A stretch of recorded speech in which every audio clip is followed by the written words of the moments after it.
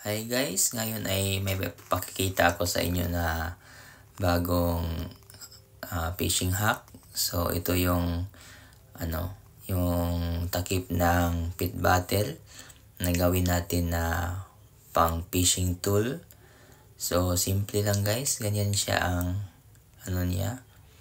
Itagos mo lang yung hair clip doon sa kabila, tapos iipit mo yung taga doon sa gitna ng cup.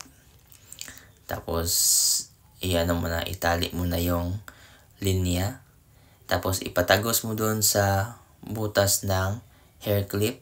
Tapos hilain mo patagos doon sa kabila guys. So nakatagos na yung excess na line. Tapos hilain mo na yung nasa ibabaw. So para lock na yung yung line mo. So ganyan siya guys, napakasimple guys. So papakita ko sa inyo kung paano yan siya ginawa.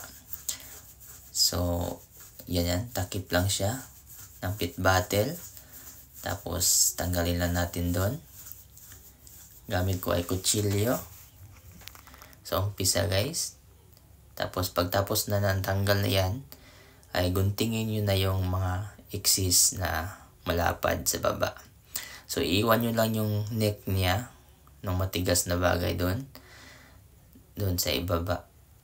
Tapos yung mga excess na malapad, tanggalin nyo na. Tapos bubutasan ko siya dyan sa hiwain. Huwag malaking masyado yung butas guys, para maipit yung nyo. Ganyan siya kalaki. So para maipit lang yung hook nyo. Ganyan. Kahit malaki o maliit, magkasya lang siya guys. So din sa baba niyan, doon sa baba, bubutasan nyo siya guys.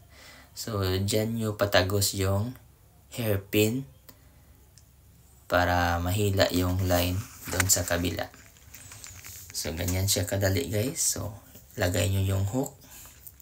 Ganyan doon sa slot na na ginawa natin. Ganyan siya. Ipatagos nyo lang ganyan sa loob. Tapos pagkatapos ng tagos niyan, itakip nyo na yung niya, yung cup niya. So para mag-lock tight na siya doon, hindi na siya gagalaw guys. So ganyan siya.